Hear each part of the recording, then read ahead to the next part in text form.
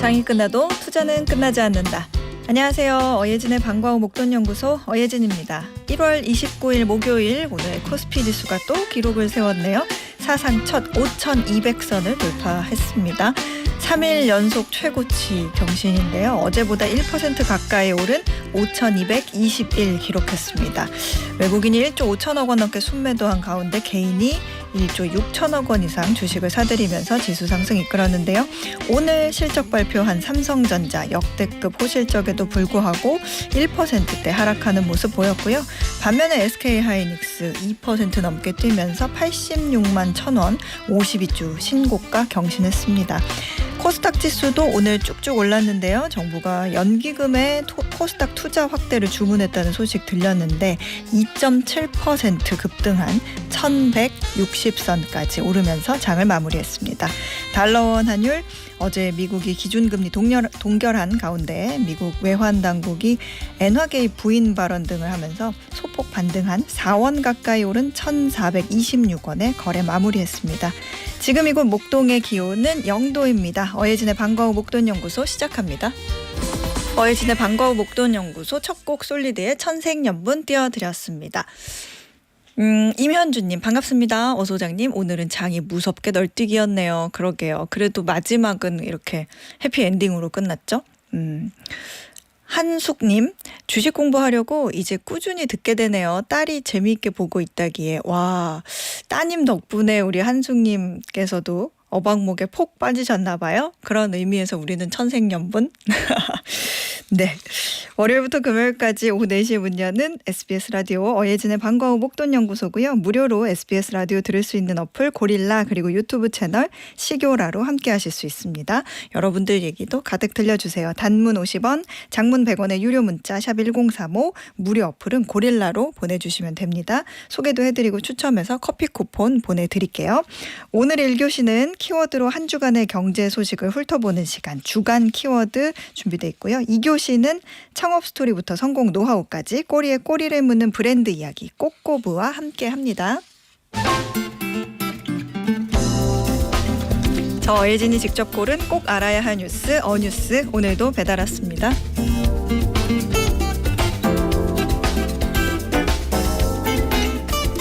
4년 전쯤 우리나라 청년들 사이에서 유행했던 무지출 챌린지 기억하시나요? 카페 안 가기, 외식 대신 냉장고 재료로 밥 해먹기 등 하루 한 푼도 쓰지 않았음을 인증하는 소비 문화죠. 이 무지출 챌린지가 이번 달 미국 젊은이들 사이에 No Buy January, 아무것도 사지 않는 1월이라는 이름으로 확산되고 있습니다. 이 말의 구글 검색량이 5년 만에 최고치를 기록할 정도인데요. MZ세대를 중심으로 1월 한 달간 옷도 안 사고 커피도 안 사고 외식도 안 하겠다는 도전입니다. 단순히 돈을 아끼겠다는 뜻이라기보다는 일종의 재정적 디톡스에 가깝습니다. 연말 지출을 만회하려는 이유도 있지만 근본적으로는 돈이 없어서라기보다 불안해서 그렇다고 합니다. 지금 당장 과감한 조치를 취하지 않으면 큰 어려움에 처할 것 같다는 인터뷰도 나오죠. 미국의 한 30대 청년은 월 평균 1,000에서 1,500달러를 쓰던 필수 소비를 이번 달 300달러로 줄이겠다고 하는데요. 일주일에 10번 하던 배달과 외식을 주 3회로 제한하는 게 가장 큰 도전이라고 합니다. 전문가들은 무지출 챌린지가 내 의지로 조절 가능한 유일한 영역인 소비를 통제하면서 심리적 위안을 얻는 방식이라고 분석합니다. 미국의 No Buy January, No Buy 1월이 소비 습관을 고치고 훈련하는 거라면 우리나라 청년들 사이에서는 조금 다른 역설이 나타납니다. 똑같이 커피값, 점심값은 아끼는데 오히려 빚은 계속 늘어나는 구조라는 거죠. 이건 우리나라 청년들이 소비와 투자를 완전히 다른 영역으로 본다는 건데요. 일상 지출은 극도로 줄이면서 부동산, 주식, 코인에는 빚을 내서 투자를 합니다. 지금 안 사면 영원히 못 산다는 불안, 그리고 투자는 미래를 위한 준비로 인식해 빚을 내는 걸 정당화하는 게 그 배경입니다. 미국이든 한국이든 청년들의 질문은 결국 같습니다. 이렇게 열심히 살면 나아질 수 있을까? 분명한 건 소비를 줄여 얻는 심리적 위안이 늘어나는 빚과 이자까지 가려주지는 못한다는 점입니다. 한 달 버티기에 그치지 않으려면 감당할 수 있는 부채의 한계를 직시할 줄도 알아야 하겠죠. 결국 필요한 건 안 쓰는 기술이 아니라 반드시 나아질 거라는 예측 가능한 미래가 아닐까요? 이상 어뉴스였습니다.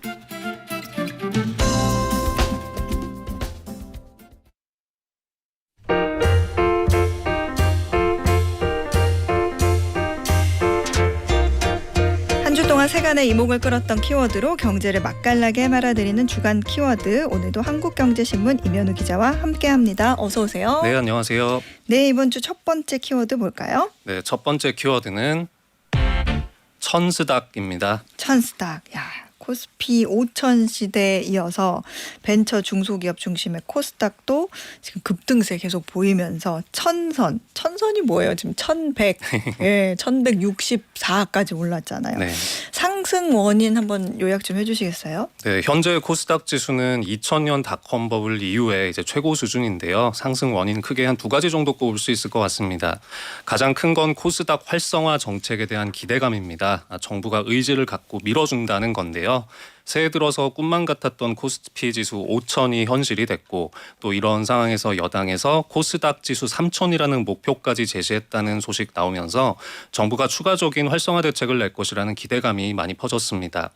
2017년에도 코스닥 활성화 대책이 나온 적이 있었는데요. 네. 사실 결론적으로는 그때 이 코스닥 시장의 근본적인 업그레이드 성공했느냐, 그거는 좀 아닌 것 같습니다만, 정책 효과에 힘입어서 두 달 동안 코스닥 지수가 33% 정도 오른 전례가 있습니다.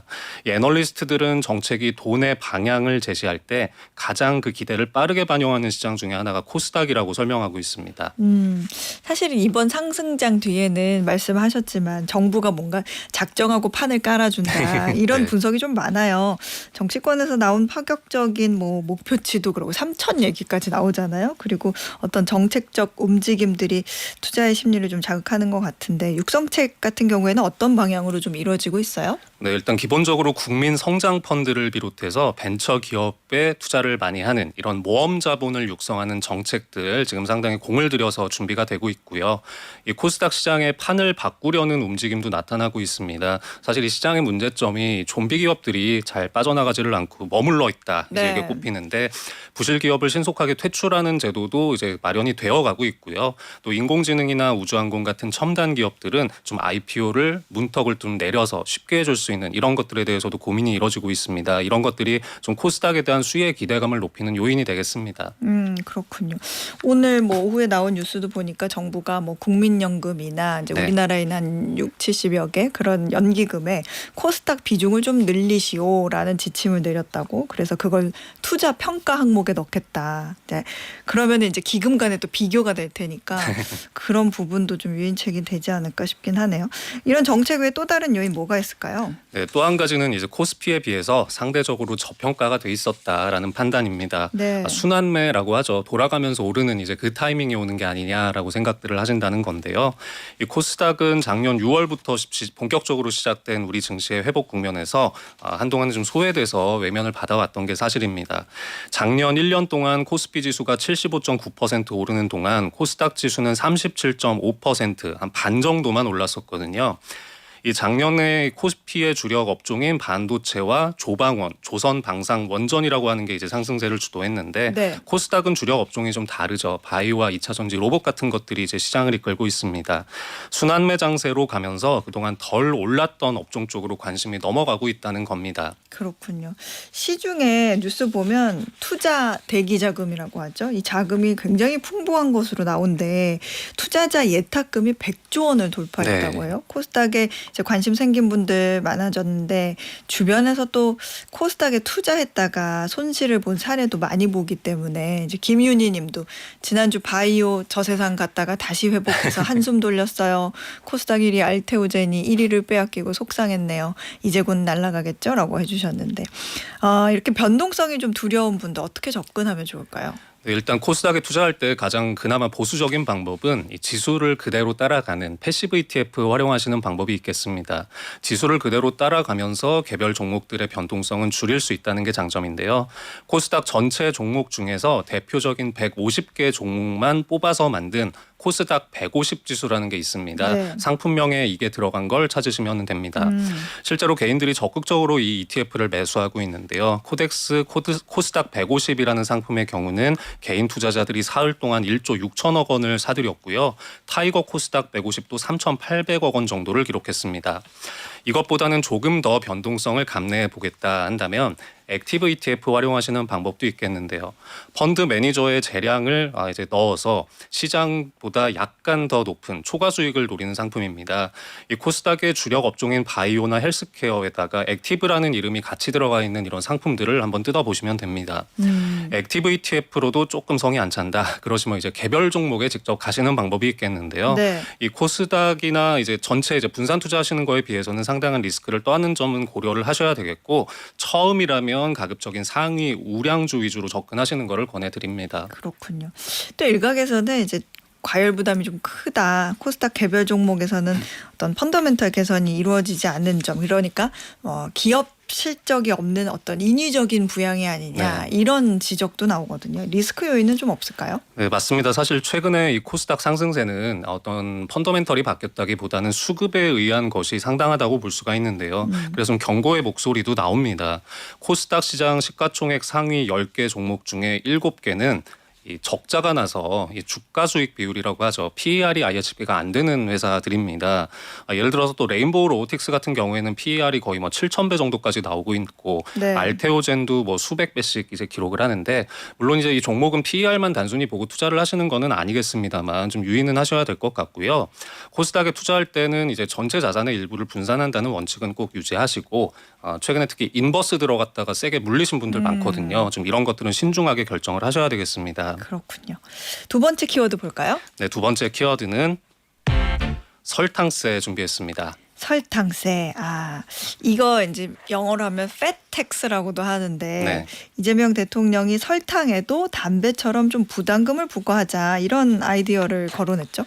네, 이재명 대통령이 어제 소셜미디어 계정에 국민의 80%가 설탕 부담금 도입에 찬성한다라는 여론조사 결과를 소개한 기사를 올리면서 담배처럼 설탕 부담금으로 설탕 사용 억제, 그 부담금으로 지역 공공의료 강화에 재투자.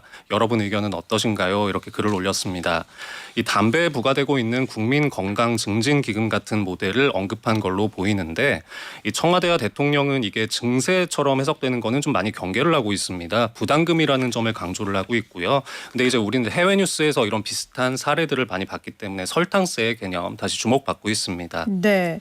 아까 제가 이게 팻텍스라고 했는데 그게 당류가 과도하게 들어가서 비만이나 당뇨병 위험을 높일 수 있는 음료와 식품에도 이제 담배세처럼 세금, 설탕세를 매기자. 그래서 당 섭취를 좀 억제 유도를 해가지고 사람들 좀 건강하게 만들기도 하고 우리는 세수를 좀 뽑자 이런 제안인데 이거 기존에도 제기됐었고 사실은 알고 보면은 전 세계 수많은 나라들이 이미 시행 중인 제도기도 하죠. 네, 정말 많습니다. 세계 120여 개국이 형태는 조금씩 다르지만 이제 네. 활용을 하고 있는데요. 노르웨이나 핀란드부터 멕시코, 칠레까지 다양합니다. 세계보건기구 WHO가 2016년에 국민 건강 보호를 위해서 설탕세를 도입하라고 권고를 하면서 이제 나라의 수가 더 늘었고요. 네. 다만 대부분의 국가에서는 설탕에 직접 과세를 하기보다는 탄산음료처럼 당이 많이 들어간 음료에 부과하는 방식이 보편적입니다. 한국인이 하루에 섭취하는 당류의 61%를 가공식품으로 채운다고 하고요. 이 중에서 3분의 1 정도는 탄산음료 같은 이런 드링크로 섭취를 합니다.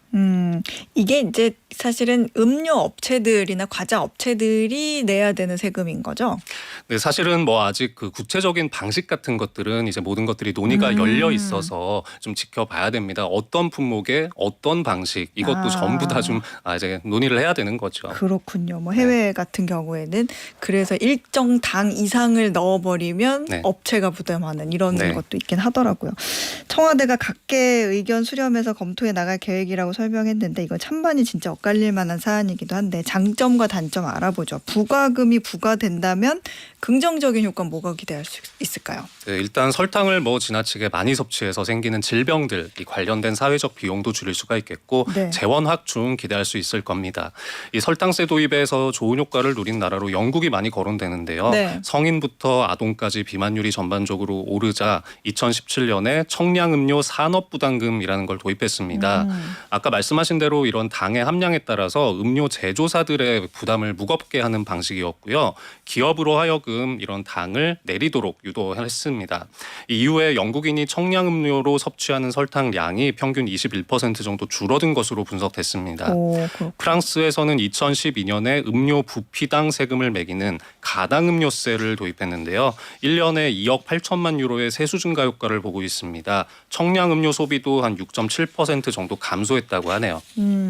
부작용을 또 우려하는 목소리도 있어요. 물가에 영향을 미치는 거 아니냐 이런 얘기도 있는데. 네, 맞습니다. 사실 이제 설탕은 사실상 모든 식품에 쓰이기 때문에 이게 세금이 됐든 부담금이 됐든 어떤 형태로든지 원가 상승 요인이 발생하고 이게 소비자에게 전가가 되면 도미노 가격 인상이 나타날 수 있다는 점이 가장 우려되는 부분입니다. 이 제품의 당 함량은 크게 줄지 않고 물가만 오르는 이런 압력으로 작용할 수 있다라는 지적도 있는데요.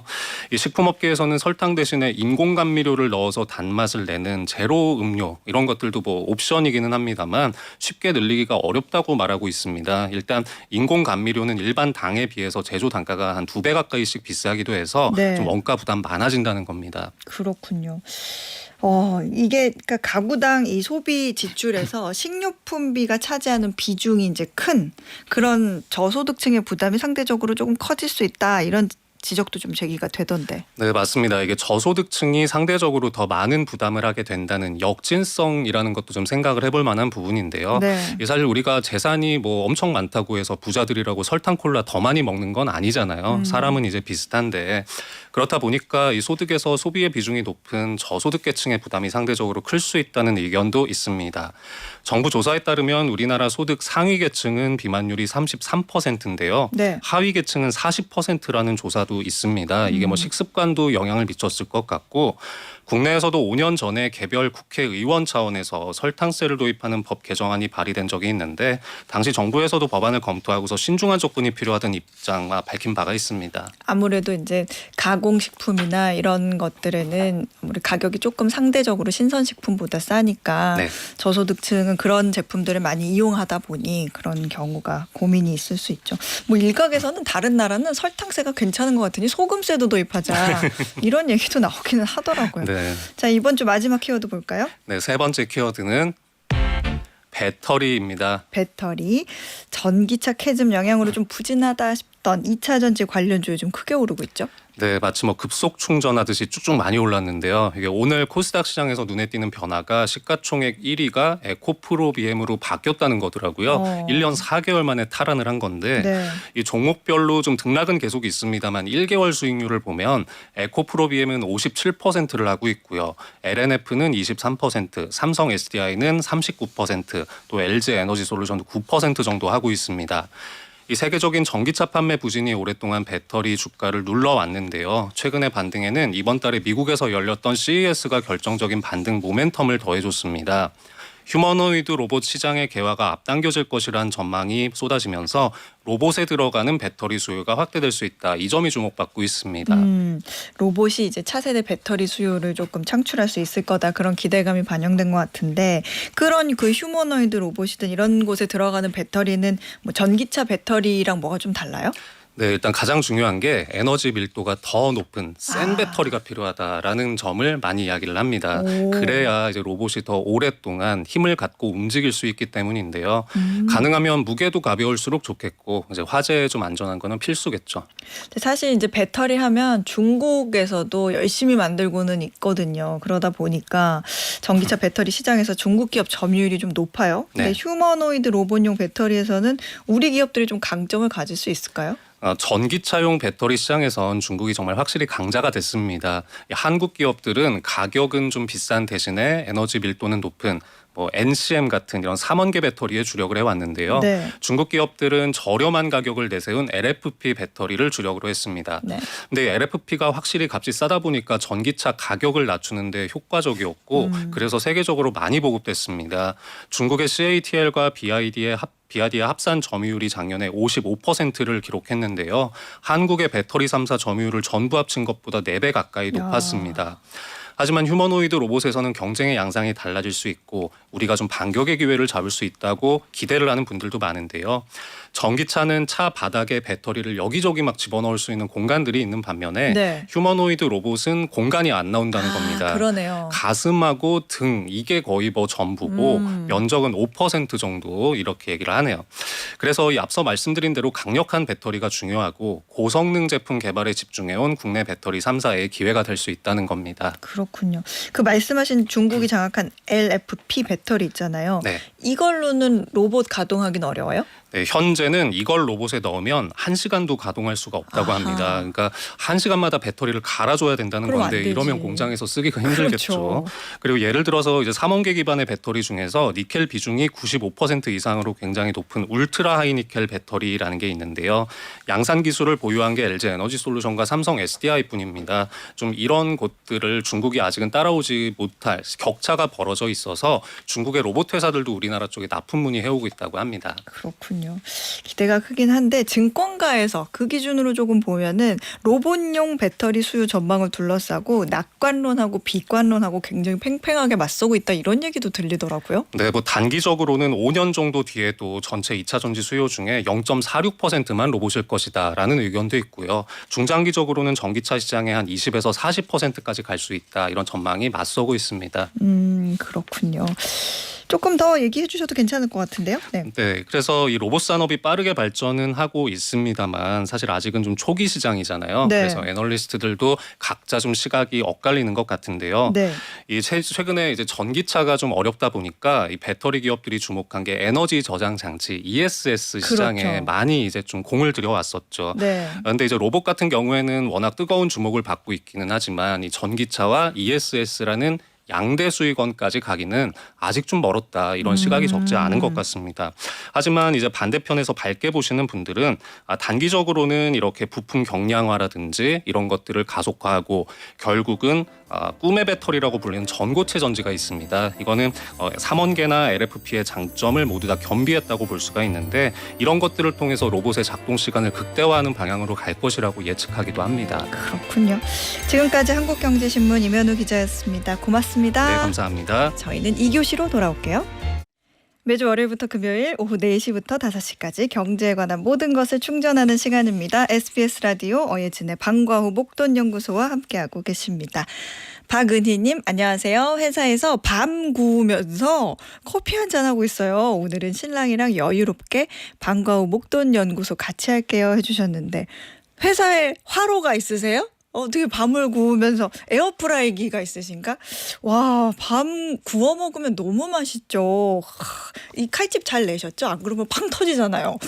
밤 구워 먹고 싶다. 쪄 먹는 것보다 전 구워 먹는 밤이 훨씬 맛있는 것 같아요. 밤과 함께하는 방과 후 목돈연구소 박은희님 감사합니다. 윤영수님 어뉴스 듣고 지식이 느는 것 같아요. 기분 좋은 칭찬. 주식은 제가 팔면 올라서 좀 아쉬워요. 더 이상 미련 갖지 말아야겠죠. 마음 비운이 편해졌어요. 윤영수님 저도 늘 그래요. 늘 그렇습니다. 가끔 이렇게 또 이게 팔았을 때 내리면 기분이 좋으면 또 그렇잖아요. 그냥 팔았을 때 조금 더 올라도 나는 내가 목표했던 돈 이상을 벌었다. 이렇게 생각하면 기분 좋게 마무리하실 수 있을 겁니다. 또 다른 종목에서도 그렇게 수익 얻으시면 되니까. 박정은님, 소장님 안녕하세요. 저는 어제 수술을 끝낸 남편 얼굴 드디어 보러 왔어요. 정신이 없어서 요 며칠은 방송을 제대로 못 챙겨 들었네요. 여기는 안병동인데 한강이 쫙 펼쳐져서 풍경이 참 좋아요. 감사하게 빨리 발견해서 수술도 잘했고 내일 퇴원합니다. 남편 챙겨야 해서 바쁘겠지만 다시 듣기라도 해서 방송 잘 챙겨 들어볼게요. 오늘도 좋은 방송 감사합니다 해주셨어요. 아, 박정은님 그리고 남편분 정말 고생 많으셨습니다. 수술 결과도 좋으신 거죠? 내일 퇴원하시는 거 보니까. 사실 아플 때 이렇게 좀 가장 힘이 되고 가까운 사람이 박정은님처럼 이렇게 밝고 단단하고 긍정적으로 있어주면 그게 그렇게 힘이 될 수가 없잖아요. 아마 박정은님 덕분에 남편분께서 더 빨리 잘 회복하셔가지고 다시는 그 아무리 한강 뷰가 있는 병동이라도 다시는 병원에 가시는 일이 없도록 어예진 그리고 어박모기 응원하겠습니다. 고생 많으셨어요. 자, 오늘의 퀴즈 풀고 2교시로 넘어가 보겠습니다. 교통체증 걱정 없이 정시에 도착할 수 있다는 장점 때문에 지하철 많이 이용하시죠? 그런데 이제는 땅 밑이 아니라 도로 위를 달리는 교통수단을 서울에서도 다시 볼 수 있게 됐습니다. 올해 연말 마천역에서 출발해 복정역과 남위례역을 잇는 노면 전차 노선이 개통될 예정인데요. 이렇게 되면 무려 58년 만에 서울 시내에서 노면 전차가 운행되는 거라고 합니다. 여기서 퀴즈입니다. 도로 위 레일을 따라 달리는 노면 전차의 영문 명칭으로 친환경 교통수단으로도 주목받는 이것은 무엇일까요? 보기 있습니다. 1번 트램, 2번 트림, 3번 트로트. 정답 아시는 분들은 단문 50원, 장문 100원의 유료 문자 샵 1035나 무료 어플 고릴라로 보내주세요. 당첨되신 분들 중에 추첨해서 편의점 상품권 보내드립니다.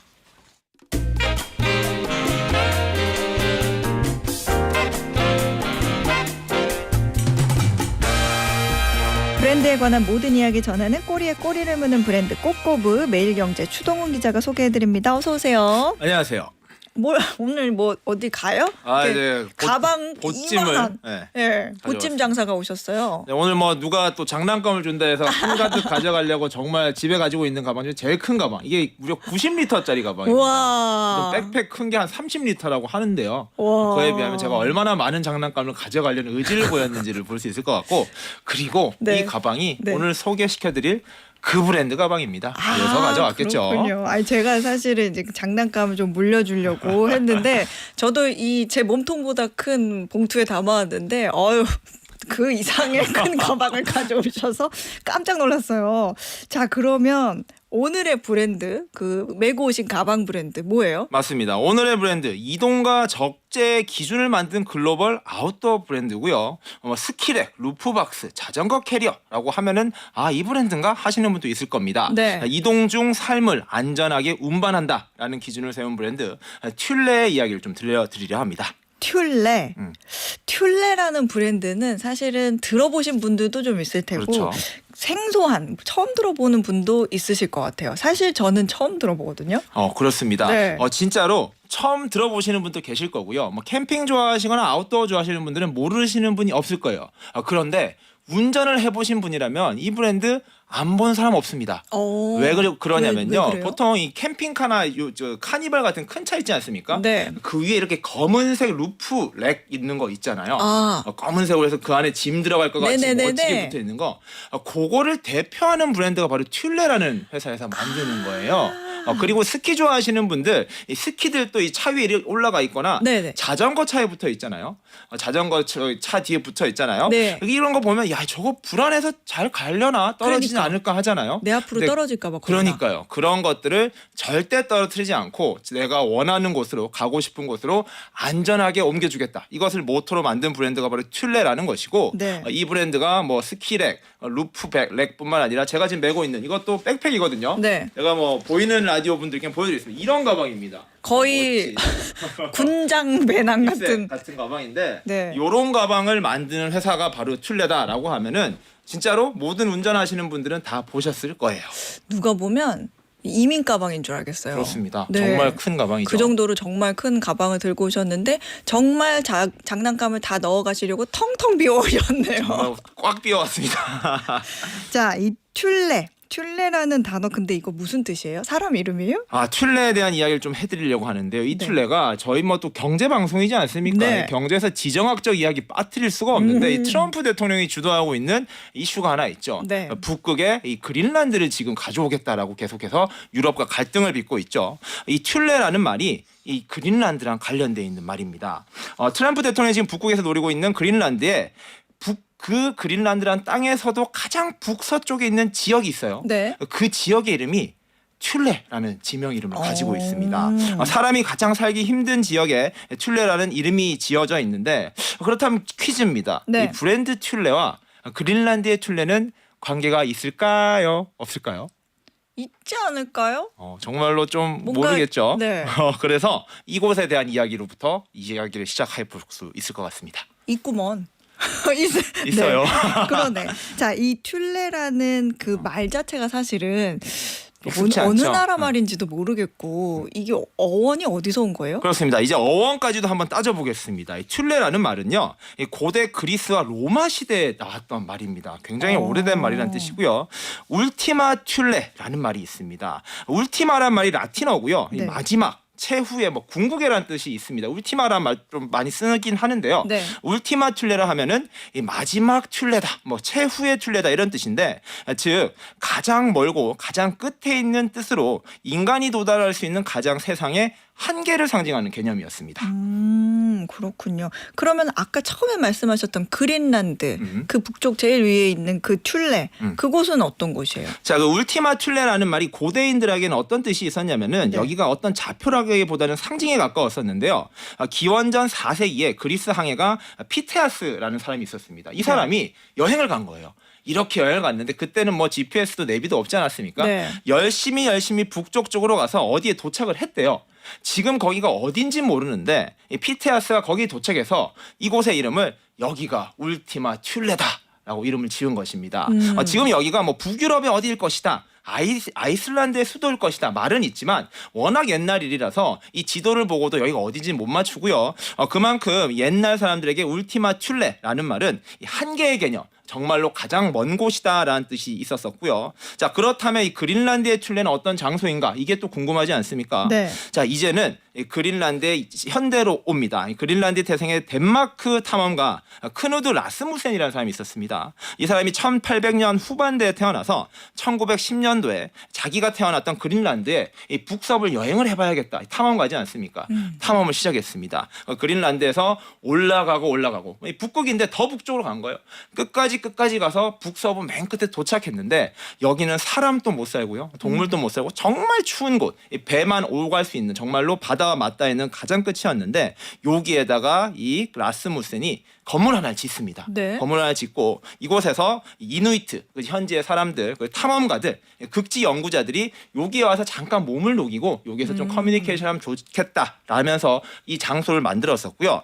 그리고 이곳에서 이름을 지었는데 이곳의 이름을 바로 튤레 스테이션이라고 지은 것입니다. 그러니까 튤레가 옛날 말이었는데 이 라스무센이 이 북극에서도 가장 북쪽, 가장 먼 쪽이니까 이쪽 이름을 옛날 말 튤레라는 말을 가져오면 좋지 않을까라고 생각을 해서 그린란드의 북서쪽 지역 이름을 바로 튤레라고 지은 것이고요. 이 튤레 스테이션을 지어서 이쪽은 교역소 역할을 했었습니다. 그런데 이 지역이요, 이 냉전 시대, 미국과 소련이 분쟁을 했었던 냉전 시대 때 주목받은 땅이었습니다. 그 당시만 해도 지금도 마찬가지, 이게 북극 항로 이야기를 하지 않습니까? 네. 그때도 이제 북극 항로로 미사일을 쏘면 가장 빨리 간다. 그런 이야기가 있었다고 해요. 그래서 미국이 덴마크와 협정을 맺어서 이 튤레라는 지역에다가 공군기지를 짓습니다. 요곳에서 우리가 공군기지를 지으면 러시아가 혹시 모를 핵 도발을 하거나 미사일을 쏠 때 우리가 빨리 감지를 할 수 있다. 그걸 좀 할 수 있게 해달라라고 해서 그곳의 이름이 바로 튤레 에어포트, 공군 기지를 지었다라고 해요. 그렇게 하면서 이곳에 튤레라는 곳은 시작은 가장 먼 곳이라는 이름에서 시작을 했었는데 군사적으로 굉장히 요충지로서의 역할을 계속해 왔었습니다. 그렇군요. 튤레라는 말의 어원이 이런 다양한 스토리가 있는 줄 몰랐네요. 자, 그러면 이제 브랜드 이야기로 본격적으로 돌아와서 해보죠. 튤레, 이 튤레 창업자는 그러면 누구예요? 예, 브랜드 튤레 이야기로 들어가 봅니다. 네. 에릭 튤린이라는 스웨덴 사람이 창업을 했습니다. 그 역시 1898년도에 태어났고요. 스웨덴 남부 스몰란드 지역에서 태어났어요. 네. 스웨덴의 스몰란드 조금 이따가 이야기를 드릴 텐데 스웨덴 스몰란드 하면은 기억해야 될 저희가 다뤘던 창업자 얘기가 있습니다. 그는 미국도 잠깐 갔다 왔었고 다시 스웨덴에 돌아왔었는데 튤리는 미국에서 이제 번화하게 발전하는 기술을 보고 이 스웨덴에서도 기술 중심으로 창업을 해야겠다라는 생각을 했었다라고 해요. 네. 그리고 처음에 그는 이 기계 회사에 들어갔다라고 합니다. 공작 기계 회사에 들어가서 그곳에서 기술도 만들어보고 공정도 해보고 구매도 해보고 이 사업을 할 수 있는 기반을 몸에 익혔고요. 스스로 벨트 버클이나 전조등 보호 그릴과 같은 이 금속과 관련된 제품들을 계속 가공하고 만들어봤다라고 해요.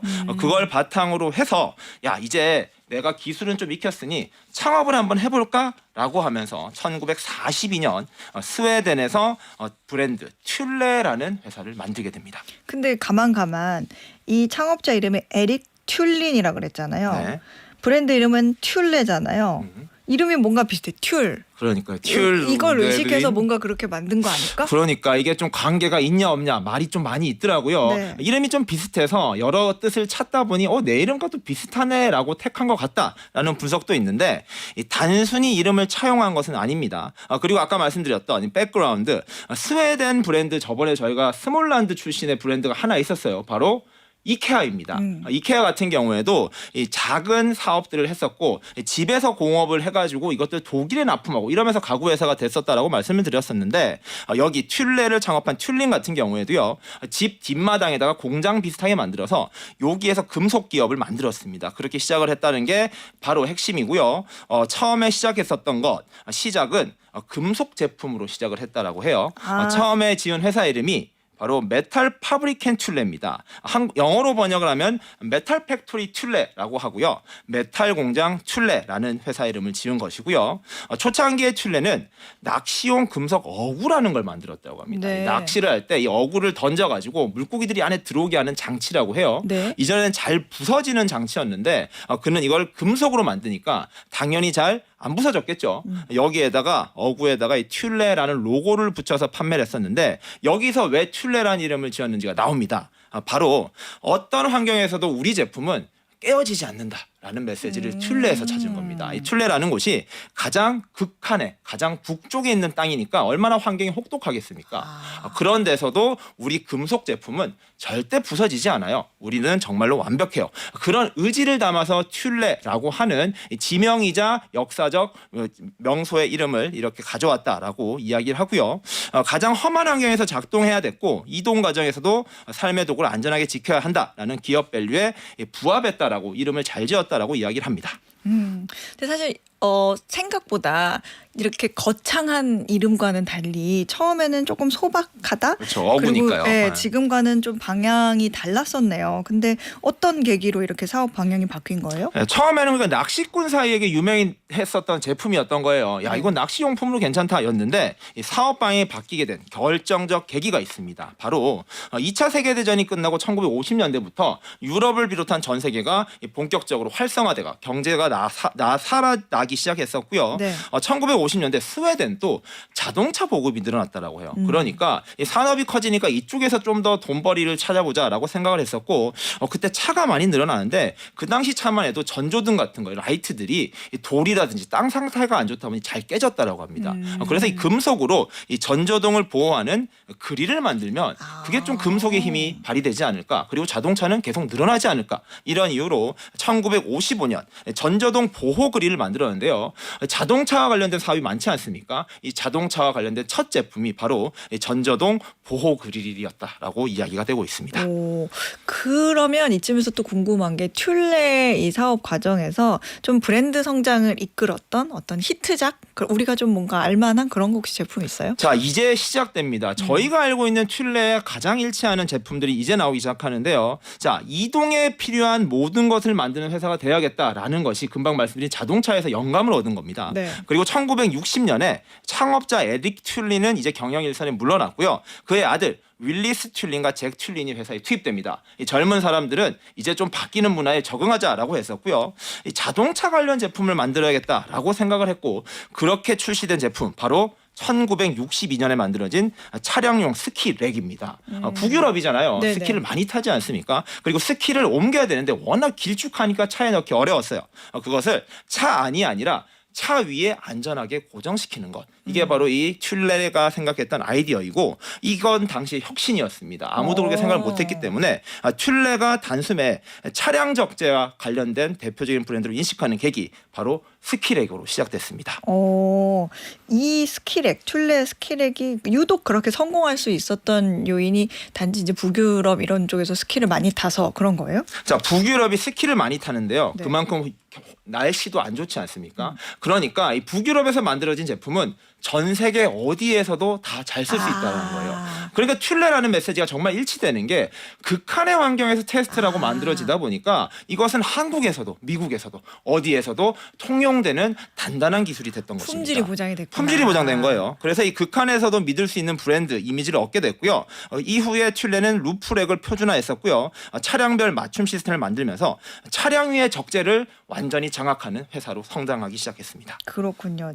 뭐 자전거 캐리어, 뭐 차량 적재 이런 게 전반적으로 확장이 됐군요. 저런 가방도 그 당시에 나왔으려나? 저 가방 굉장히 눈에 띄는데 어떤 분이 가방 못 보셨대요. 한번 더 보여주세요. 보여드리겠습니다. 네. 자, 이제 그 이후로 사업이 계속 확장이 됐는데요. 네네. 1960년대 튤레는 회사의 모토를 아예 Bring Your Life라고 바로 잡습니다. 그 전까지는 단단한 것, 극한의 환경을 버티는 걸 만들었다면 지금부터는 우리는 어떤 걸 이동시키더라도 우리는 안전하고 완벽하게 이동시키는 회사가 되겠다라고 한 것인데 이 튤레라는 게 단순히 지명이 아니라 정말로 가장 극한 곳으로 이동하는 것이지 않습니까? 네. 그러니까 튤레라는 이름을 처음부터 의도하지는 않았지만 이동을 최대한 잘하겠다라는 회사의 이미지랑 딱 맞아 떨어졌던 것입니다. 그러니까 스키렉을 만들었고요. 그 다음에 루프박스를 만들었어요. 여기엔 캠핑 용품들이 다 들어가고 이것을 안전하게 옮겨주는 겁니다. 그리고 제가 가지고 왔던 가방도 네. 이동을 위한 대표적인 수단이지 않습니까? 가방과 운반 시스템, 유모차, 카약, 보트까지 이동과 관련된 모든 제품들을 만들면서 전 세계에서 튤레 정말로 유명한 브랜드로 거듭나게 됐습니다. 안전하고 완벽하게 이동해야겠다. 그러니까 오늘도 아이들의 장난감을 안전하고 완벽하게 이동하겠다라는 그 아버지의 의지, 그거 딱 들어맞네요. 그렇죠. 자, 오늘날 튤레는 어때요? 튤레에서 얻을 수 있는 교훈이 있다면? 그렇습니다. 이 흥미로운 거는요. 이 브랜드에 영감을 준 그린란드가 지금은 이 정치의 언어로 좀 쓰이고 있다라는 것입니다. 신냉전의 흐름 속에서 그린란드는 또다시 세계 뉴스의 헤드라인에 오르고 있죠. 자, 한쪽에서는 핵이 있고 군사 계산이 있었고요. 다른 한쪽에서는 인간이 끝까지 가고 싶었던 이 극한에 도전하겠다라는 상상과 이동의 욕망이 됐습니다. 튤레는 이 두 세계가 다시 만난 이름이라고도 볼 수 있을 것 같은데요. 누군가는 정복의 욕구가 투영된 공간이자 누군가에게는 삶을 실어 나르는 기술, 그리고 저에게는 장난감을 이동시키는 기술이 된 이 튤레라는 이중적인 언어. 어찌 보면 최고의 브랜드이기도 하지만 지금 가장 논란의 중심에 있는 튤레. 과연 트럼프는 어떤 결단을 내리고 경제에는 어떤 영향을 미칠지 벌써부터 궁금해집니다. 네, 오늘은 튤레라는 브랜드에 대해서 알아봤습니다. 지금까지 매일경제신문 추동훈 기자였습니다. 고맙습니다. 네, 감사합니다. 네, 퀴즈 정답 확인해 보겠습니다. 오늘의 퀴즈에서는 도로 위 레일을 따라 달리는 노면 전차의 영문 명칭으로 친환경 교통수단으로도 주목받는 이것은 무엇인지 여쭤봤는데요. 정답은 1번 트램입니다. 마천역에서 출발해 복정역과 남위례역을 잇는 트램이 올해 연말에 개통될 예정인데 이렇게 되면 1968년 11월 서울 전차가 폐지된 이후 무려 58년 만에 트램이 운행되는 거라고 하네요. 오늘 편의점 상품권 받으실 세 분은요. 제가 위례 최초로 입주했네요. 처음엔 창문 사이에 흙, 모래가 매일 닦아도 쌓여서 힘들었는데 벌써 10년이 넘었습니다. 트램 개통되면 의미 있게 첫날 탑승해 볼까 합니다. 해주셨네요. 9038님이셨습니다. 그리고 며칠 전부터 잘 듣고 있어요. 상식 부족한 저에게 딱이네요. 감사합니다. 하고 보내주신 8915님. 아마 부족하다는 생각 조만간 안 드실 거예요. 내가 이렇게 넘쳤나? 하게 되실걸요. 제가 노력할게요. 그리고 끝으로 송도 신도시 살고 있어요. 트램이 개통되어야 교통이 해소되는데 빨리 트램 개통됐으면 좋겠어요 라고 보내주신 1594님까지 이렇게 세 분께 편의점 상품권 보내드릴게요. 자, 어혜진의 방과 후 목돈연구소 오늘 끝곡은요. 김범수의 끝사랑 띄워드리겠습니다. 저는 내일 오후 4시에 다시 오겠습니다. 여러분 고맙습니다.